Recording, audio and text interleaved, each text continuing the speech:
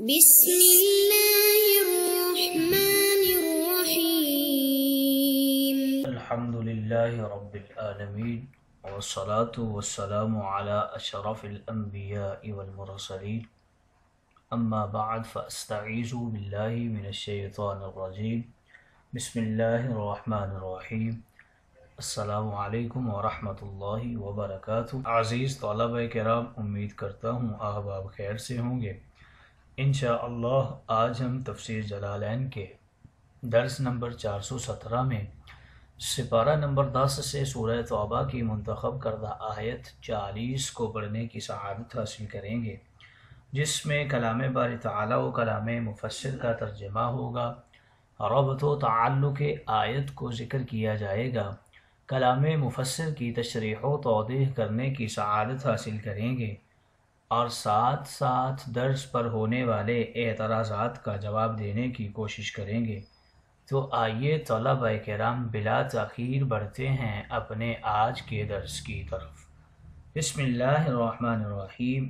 رب تعالی نے ارشاد فرمایا، اِلَّا تَنْصُرُوهُ فَقَدْ نَصَرَهُ اللَّهُ اِذْ أَخْرَجَهُ الَّذِينَ كَفَرُوا ثَانِيَ اثْنَيْنِ اِذْ هُمَا فِي الْغَارِ۔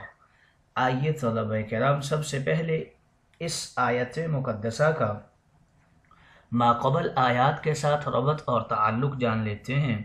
علماء و مفسرین کرام فرماتے ہیں، اس آیت مقدسہ کا پہلا تعلق کچھ یوں ہے کہ پچھلی آیات میں رب تعالیٰ کی بے نیازی کا ذکر ہوا کہ وہ اپنے اسلام کو بہرحال پھیلائے گا، خواہ تم مدد کرو یا نہ کرو۔ اب اس کا ثبوت واقعہ ہجرت سے دیا جا رہا ہے کہ مکہ والے قریباً سارے ہی اسلام کے خلاف تھے، حضور کو شہید کرنا چاہ رہے تھے مگر ناکام رہے اور ان کا دین پھیلا۔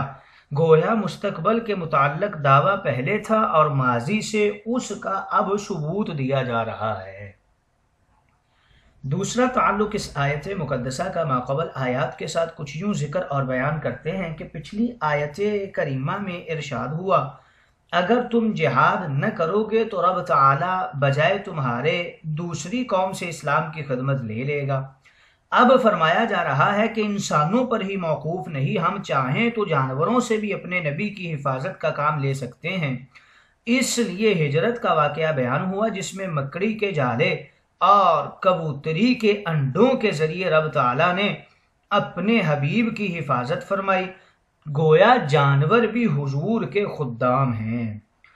تیسرا تعلق اس آیت مقدسہ کا ماقبل آیات کے ساتھ کچھ یوں ذکر اور بیان کرتے ہیں کہ پچھلی آیت کریمہ میں ارشاد ہوا کہ اگر تم نے جہاد سے جی چرایا تو ہم دوسری قوم کو تمہاری بجائے لے آئیں گے۔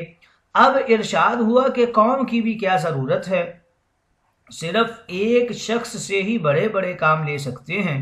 دیکھیے ہجرت میں صرف یار غار حضرت ابوبکر صدیق سے اپنے حبیب کی وہ خدمت لے لی جو پوری قوم نہیں کر سکتی تھی۔ چوتھا تعلق اس آیت مقدسہ کا ماقبل آیات کے ساتھ کچھ یوں ذکر کرتے ہیں کہ پچھلی آیت کریمہ میں جہاد کا ذکر ہوا، اب ہجرت کا ذکر ہے جو جہاد کی تمہید ہے کہ بغیر ہجرت کے اکثر جہاد مشکل ہوا کرتا ہے۔ آئیے طلبہ کرام ربط و تعلق آیات کے بعد ان آیت مقدسہ کا شان نزول بھی جان لیتے ہیں۔ یہ آیت کریمہ حضور انور کی ہجرت کے متعلق نازل ہوئی، جس کا واقعہ کچھ یوں ہے کہ جب کفار مکہ کے ظلم مسلمانوں پر حد سے بڑھ گئے تو حضور انور نے مسلمانوں کو ہجرت کا حکم دیا۔ اس حکم سے مسلمان مختلف مقامات پر ہجرت کر کے چلے گئے۔ مکہ معظمہ میں صرف حضور انور، حضرت علی اور حضرت ابوبکر صدیق اور حضرت صہیب رومی یا کچھ عورتیں اور بچے بوڑھے رہ گئے، اور وہ ضعیف مسلمان جو ہجرت نہیں کر سکتے تھے، بلکہ حضرت ابوبکر صدیق بھی حبشہ کی طرف ہجرت کر کے چل دیے تھے۔ ہیرق الغماد سے ایک سردار کفار ابن دانا آپ کو مکہ معظمہ واپس لایا۔ پھر حضور انور نے فرمایا کہ ابوبکر صدیق مجھ کو بھی ہجرت کا حکم رب کی طرف سے ملنے والا ہے، تم میرے ساتھ ہجرت کرنا۔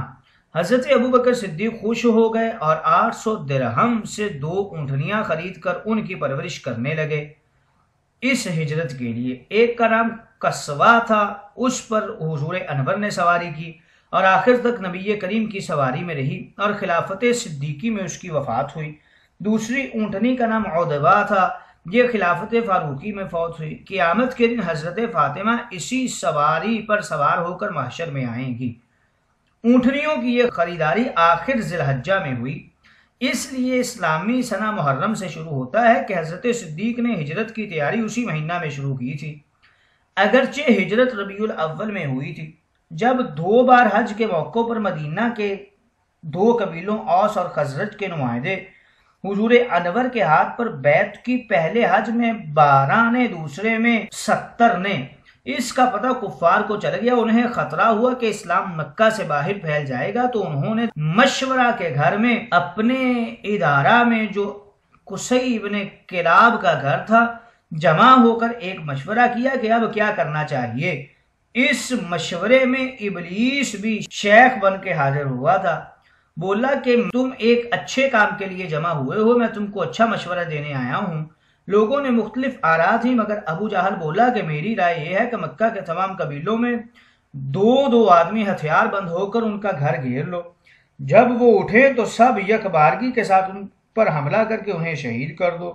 بنی ہاشم سب سے نہیں لڑ سکیں گے، آخر دیت یعنی خون بہا لینے پر راضی ہو جائیں گے، سارے قبیلہ والے وہ ادا کریں گے۔ ابلیس نے اسے پسند کیا اور اتفاق رائے سے یہ بات پاس ہو گئی۔ یہ مشورہ ماہ سفر ہفتہ کے دن ہوا تھا۔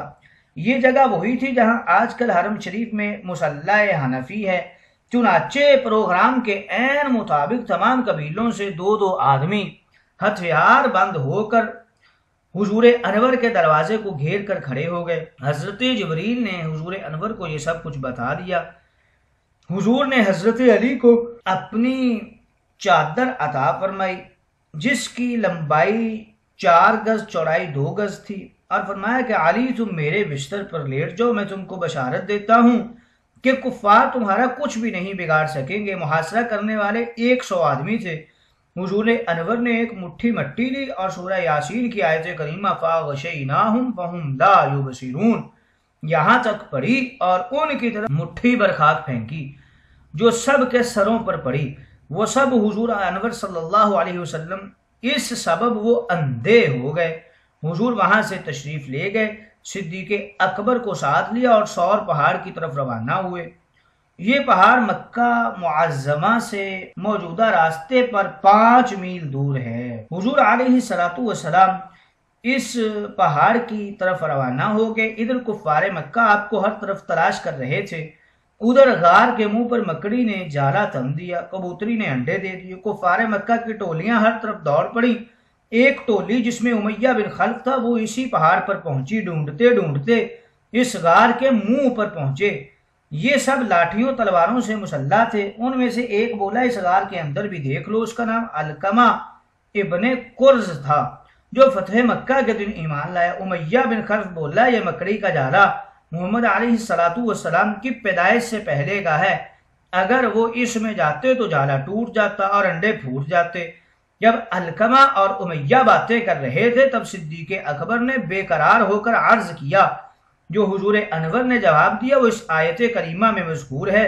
حضور انور نے اس غار میں 3 دن قیام کیا۔ اس عرصہ میں حضرت صدیق اکبر کے غلام اس پہاڑ کے دامن میں جناب صدیق اکبر کی بکریاں چراتے تھے۔ شام کو آپ عبداللہ بن ابی بکر کے گھر سے کھانا پانی یہاں پہنچاتے تھے اور کفار مکہ کے حالات کی خبر اور روزانہ دیتے تھے۔ جب کفار مایوس ہو کر تھک گئے تب یہ دونوں حضرات ایک رہبر بنی احد ابن عدی کو لے کر مدینہ منورہ کی طرف روانہ ہو گئے۔ آئیے طلبہ کرام شان نزول کے بعد بڑھتے ہیں آج کے درس کے ترجمہ کی طرف۔ رب تعالی نے ارشاد فرمایا الا تنصروه فقد نصرہ اللہ، اگر تم اس کے نبی کی مدد نہیں کرو گے تو کوئی پرواہ نہیں ہے، اللہ اس کی اس وقت مدد کر چکا ہے جب کہ کافروں نے ان کو مکہ سے نکال دیا تھا، یعنی ان کو نکلنے پر مجبور کر دیا تھا، جبکہ دارالندوہ میں ان کے قتل یا قید کرنے یا جلا وطن کرنے کا مشورہ ہو چکا تھا جب وہ دو میں دوسرا تھا۔ یہ حال ہے، اور دوسرے حضرت ابوبکر صدیق تھے۔ مطلب یہ کہ ان کی اس نازک وقت میں مدد کی تو اس کو دوسرے وقت میں کیسے رسوا کرے گا جب وہ جبل سور کی غار میں تھے۔ دوسرا از پہلے از سے بدل واقع ہو رہا ہے، جبکہ وہ اپنے ساتھی ابو بکر سے کہہ رہے تھے یہ از دوسرا بدل ہے، اور ابو بکر نے مشرکین کے قدموں کو دیکھا تو رسول اللہ سے کہا اگر ان میں سے کوئی اپنے قدموں کے نیچے کی طرف دیکھے گا تو یقیناً ہم کو دیکھ لے گا۔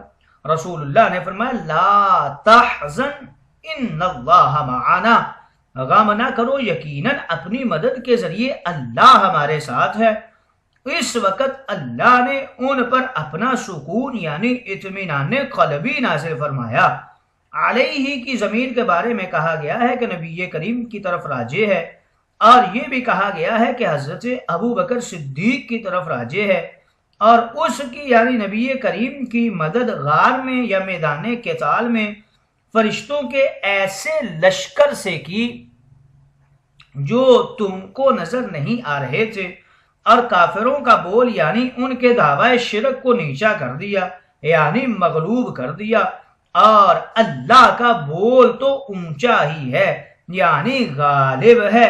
کلمہ شہادت اللہ اپنے ملک میں زبردست ہے اور با حکمت ہے اپنی صنعت میں۔